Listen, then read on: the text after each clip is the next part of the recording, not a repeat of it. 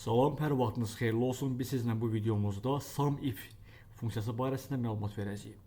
Biz bundan əvvəlki videomuzda SUMIF funksiyasında məlumat vermişdik.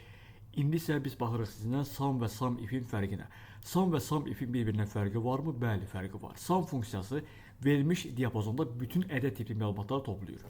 Bu nə deməkdir? Əgər burada tutaq ki 12, 15, 23 və 25 qeyd olunubsa, SUM bunların hamısını toplayır. Mən bura əgər bərabər sum yazsam və bu diapazonu daxil eləsəm, cavabımız oldu təbii ki 75. Bir də var ki SUMIF funksiyası. Nə deməkdir SUMIF? Baxın, SUMIF şərt deməkdir. Yəni müəyyən şərtə cavab verən qiymətləri toplayır. Mənə bunların hamısını yox, 20-dən böyük olanları toplamaq lazımdır. Onun üçün mən gəldim burada bərabər SUMIF yazdım. Baxın, burada range, kriteriya və sum range var. Nə deməkdir? Range yəni şərtin olduğu diapazon. Mən şərt verməliyəm ki 20-dən böyük olanlar. Onun üçün bu diapazonu daxil elədim və məndən kriteriya istəyir. Təbii ki, bax mən bura dırnaq daxilində böyükdür 20 yazdım və dırnağı bağladım. İndi yenə məndən sum range istəyir və deyir ki, nəyi toplayım? Deyirəm ki, elə həmin bu diapazonun özünü topla. Təbii ki, 23 və 25. Cəmi oldu 48. Bax, SUMIF nə edir? Müəyyən şərtə cavab verən qiymətləri toplayır. Burada da ki aylar var. Yanvar, fevral, mart. Düzdürmü? Baxın, burada yanvar yazılıb, fevral yazılıb və bir də olsun mart. Yenə burada yanvar, fevral və mart yazılıb. Və burada qiymətlər var. Ta ki 15, 25, 23, 14, 21, bir dənə olsun 46 tutaq ki. İndi mənə lazımdır ki, həmin bu diapazonda yalnız yanvar ayında olan məlumatları toplayım. Bir olacaq 15, bir də olmalı təbii ki, baxın yanvarın qarşısında 14. Mən bura bərabər SUMIF funksiyasını yazıram və məndən range istəyir. Həmin kriteriyam, yəni yanvar sözü haradadır? Bax, həmin bu range'dədir. L3, L8 və dırnaqda yanvar yazıram. Yanvar, dırnağa bağladım və məndən sum range istəyir. Deyir ki, nəyi toplayım? Deyirəm, gəl bax, bunları topla. Bu nə edir? Yanvar ayının qarşısında olan qiymətləri toplayır. 15 və 14. Baxın, bu cəmi oldu 29. Və SUMIF funksiyası harada bizə lazım ola bilər, hansı hallarda?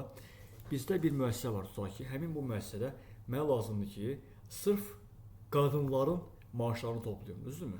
Qadınların. Mən gəldim burada, əgər bərabər SUMIF funksiyasını yazsam, baxın, bərabər SUMIF yazdım və məndən yenə range istəyir.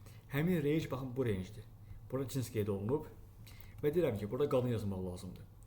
Deməli, dırnaqda qadın yazdım və dırnağı bağladım və məndən sum range istəyir. Deyir ki, nəyi toplayım?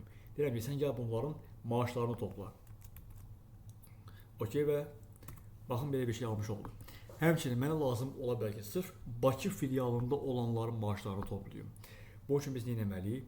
Mən gəldim bura bərabər SUMIF funksiyasını yazdım. Baxın, məndən range istəyir.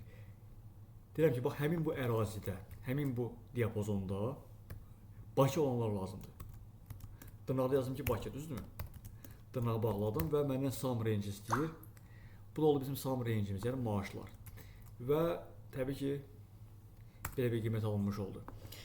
İndi mən sizə bir şey deyim. Bax, indi mənə lazım ki, burada gəlim, bax, bu sözü əlinə özüm yazmayayım. Nə etməliyəm? Mən bura bərabər SUMIF funksiyasını yazdım. Bax, mənə Bakı filialı lazımdır. Və range istəyir. Həmin bu range'də Bakı olanlar lazımdır. Mən gəldim, tərkibində Bakı olan hər hansı bir xananı seçdim. Baxın, ta ki olsun bu xana. Y41 xanası. Bax, gəldim, bunu seçdim və F9 düyməsini vurdum. Bu artıq oldu Bakı formasında. Çünki həmin bu xananın daxilində Bakı qeyd olunmuşdur. Və məndən sum range istəyir. Deyirəm ki, bax, gəl bunları topla. Maaşları topla.